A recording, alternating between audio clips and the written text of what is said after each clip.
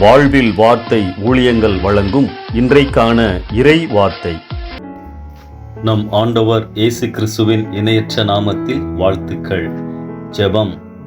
நாம் ஆண்டவரோடு தொடர்பு கொள்ள தேவன் ஏற்படுத்தி இருக்கும் வழி.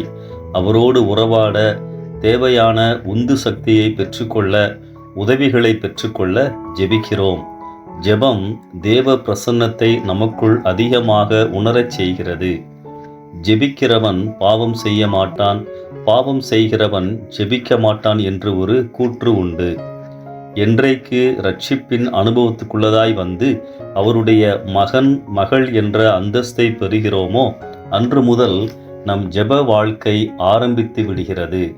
நாம் அவரோடு ஐக்கியமாக இருப்பதற்காகத்தான் அவர் நம்மை அழைத்திருக்கிறார் என 1 கொரிந்தியர் 1:9 வாசிக்கிறோம். வேதத்தில் ஜெபிக்க வேண்டும் என்பதை வலியுறுத்தி பல வசனங்கள் உள்ளன. சில இறை மக்கள் செய்த ஜெபங்களும் நமக்கு மாதிரிகளாக உள்ளன.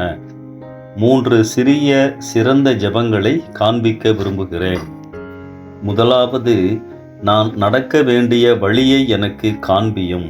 சங்கீதம் 143:8 தான் நினைக்கின்ற வழியில் நடக்க விரும்பாமல் ஆண்டவர் காட்டும் பாதையில் நடக்க விரும்பும் ஒரு பக்தனின் ஜெபம் இது. இந்த ஜெபத்தில் ஆண்டவரை முழுமையாக நம்பிய ஒப்படைப்பும் அர்ப்பணிப்பும் காணப்படுகிறது. நம் வாழ்வில் முக்கியமான தருணங்களில் மட்டுமல்ல, அன்றாட வாழ்விலும் நாம் இப்படி ஜெபிக்க வேண்டும். கர்த்தர் நம் பாதைகளை காட்டுகின்ற ஆண்டவர் மட்டுமல்ல, அந்த பாதையில் நம்மோடு நடந்து வருகிறவர். இரண்டாவதாக, உமக்கு பிரியமானதை செய்ய எனக்கு போதித்தருளும். 143 சங்கீதம் 10 தாழ்மையுள்ளவர்கள்தான் கற்றுக்கொள்ளுவார்கள்.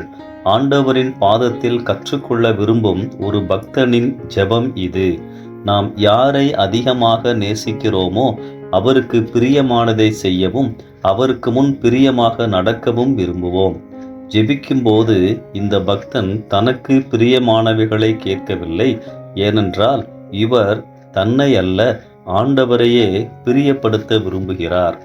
மூன்றாவதாக, உமது வேதத்திலுள்ள அதிசயங்களை நான் பார்க்கும்படிக்கு என் கண்களை திறந்தருளும். சங்கீதம் 119:18 கர்த்தரின் வார்த்தைகளை கருத்தாய் தியானிக்கும் ஒரு பக்தனின் ஜெபம் இது. வேதத்தில் அதிசயங்கள் உண்டு, பொக்கிஷங்கள் உண்டு, புதையல்கள் உண்டு என்பதை இந்த வசனம் காட்டுகிறது. வேதம் நம் வாழ்க்கையை காட்டும் கண்ணாடி என்று சொல்லுவார்கள். வேதம் நம்மை படிப்பதற்கு நம்மை அர்ப்பணிக்க வேண்டும். நிதானமாக, பொறுமையாக, நேரமெடுத்து கர்த்தரின் வார்த்தைகளை மனதில் அசை போடும் பொழுது அவர் வெளிப்படுத்துகின்ற உன்னத சத்தியங்களை கண்டுகொள்ள முடியும். கர்த்தரின் வார்த்தைகள் நம்மோடு பேசும், உணர்த்தும், வழிகாட்டும், பலப்படுத்தும், ஊக்கப்படுத்தும், தெளிவிக்கும், நம்பிக்கையை கொடுக்கும்.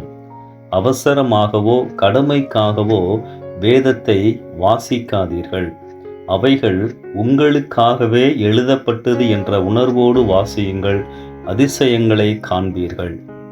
அன்பானவர்களே, இந்த 3 ஜெபங்களும் சிறிய ஜெபமாக இருந்தாலும் சிறந்த ஜெபங்கள்.